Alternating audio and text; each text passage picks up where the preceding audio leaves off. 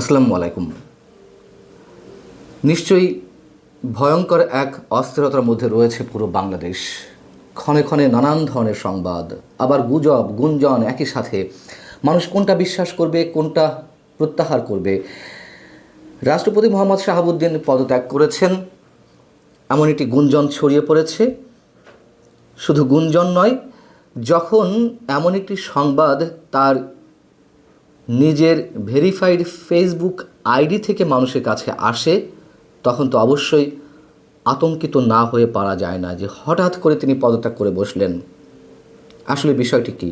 এবং এটি এমন একটি বিষয়, রাষ্ট্রপতি মোহাম্মদ শাহাবুদ্দিন সাহেব নিজেই চমকে উঠলেন যে তার ফেসবুক আইডি থেকে তার রেজিগনেশনের খবর জানানো হচ্ছে। লেখা ছিল শুধুমাত্র রেজিগনেশন। শাহাবুদ্দিন সাহেব বিস্মিত হয়ে উঠলেন। কে লিখলো তার ফেসবুক আইডি থেকে এমন কথা, এমন শব্দ? তিনি তো আসলে পদত্যাগ করেননি। আসল ব্যাপার হচ্ছে যে যেটি জানা গেছে, তার ফেসবুক আইডি হ্যাকড হয়েছিল। পরবর্তীতে সন্ধ্যায় তিনি নিজেই আবার এই তথ্যটিই জানান যে না, তার ফেসবুক আইডি হ্যাকড হয়েছে। কেউ বা কারা এই বিষয়টি ছড়িয়ে দিচ্ছে। কিন্তু প্রশ্ন হচ্ছে, যারা হ্যাক করেছে, হ্যাক করার মাধ্যমে তার পদত্যাগের খবরটি ছড়িয়ে দিতে চাইছে, তারা কি আর এমনি এমনি করেছে? মজা নেওয়ার জন্য করেছে? মহামান্য রাষ্ট্রপতির ফেসবুক আইডি হ্যাক করা তো যেন তেন কোনো বিষয় নয়। নিশ্চয়ই যারা এটি করেছে তাদের বিশেষ উদ্দেশ্য রয়েছে, এটি আমাদেরকে নিশ্চিতভাবেই বলতে হবে। আমার কাছে কেউ কেউ ফোন দিলেন, তারা যে কতটা আতঙ্কের মধ্যে ছিলেন। আতঙ্ক মানে রাষ্ট্রপতি পদত্যাগ করেছেন শুধু এটিই নয়, কি হতে যাচ্ছে দেশে, কি হচ্ছে, কেন এই ধরনের গুজব ছড়ানো হচ্ছে, কেন সব কিছু নিয়ে খেলা চলছে। এবং রাষ্ট্রপতি মোহাম্মদ শাহাবুদ্দিনের পদত্যাগ একটি বিশেষ পক্ষ থেকে খুব জোরালোভাবে দাবি করা হয়েছে, তাকে চাপ প্রয়োগ করা হয়েছে দিনের পর দিন, সেটা তো আমরা ভালো করেই জানি। এবং তার পদত্যাগ না ঘটালে সরকারের পতন ঘটানো হবে, এমন হুমকিও তো আমরা পেয়েছি। তার বঙ্গভবন ঘেরাও করা হলো, গভীর রাতে সেখানে সংঘর্ষ সংঘটিত হলো, বঙ্গভবনের দেয়াল টপকে তার ভিতরে যাওয়ার চেষ্টা করা হচ্ছিল। এইসব খবর তো আমরা জানি, কিন্তু সেই পক্ষের বিরুদ্ধে কোনো ধরনের ব্যবস্থা নেওয়া হয়নি।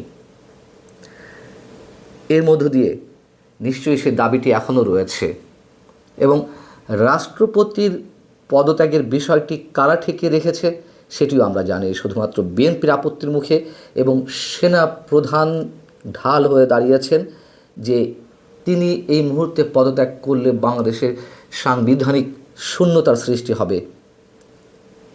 যে অস্থির বাংলাদেশ, নানান ধরনের সংকট, সেখান থেকে নতুন এক গুরুতর সংকটের জন্ম হবে। তো এই সব কিছুই আমাদের জানা।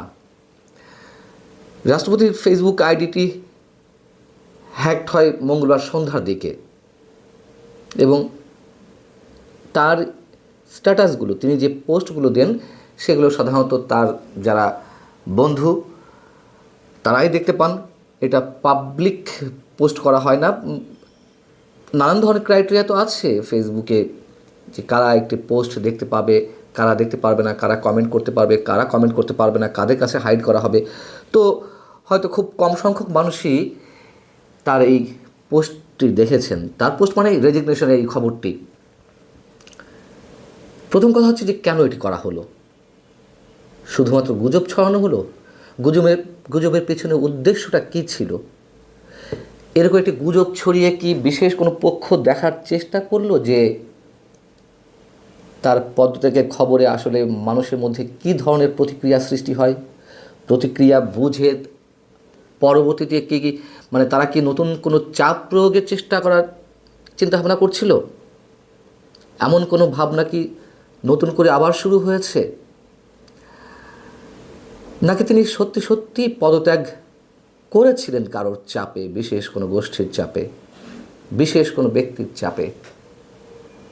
এমন কি হতে পারে? আবার পরবর্তীতে বিশেষ কোনো জায়গার চাপে বা সমঝোতায় তিনি তার পদত্যাগপত্রটি তুলে নিয়েছেন। আমরা নিশ্চিত করে কিছুই বলতে পারছি না। যেহেতু আমরা এটুকুই ধরে নিতে চাই যে তার ফেসবুক আইডি থেকে এই শব্দটি পোস্ট করা হয়েছিল, তার পদত্যাগের বিষয়টি। আবার তিনি যখন বলছেন যে আমার আইডি হ্যাক হয়েছে, সো আমরা সহজভাবে নিতে চাই, কিন্তু সহজভাবে নেওয়ার সময়টি তো এখন নয়। শুরুতেই বলছিলাম, ভয়ঙ্কর এক অস্থিরতার মধ্যে বাংলাদেশ, নানান ধরনের গুঞ্জন, নানান ধরনের গুজব, এবং তার মধ্য দিয়ে কোথা থেকে কী ঘটছে আমরা কিছুই স্পষ্ট করে বলতে পারি না। এবং ঘোলা পানিতে কেউ মাছ শিকারের চেষ্টা করছে কিনা। ভালো থাকুন সবাই। আল্লাহ হাফেজ।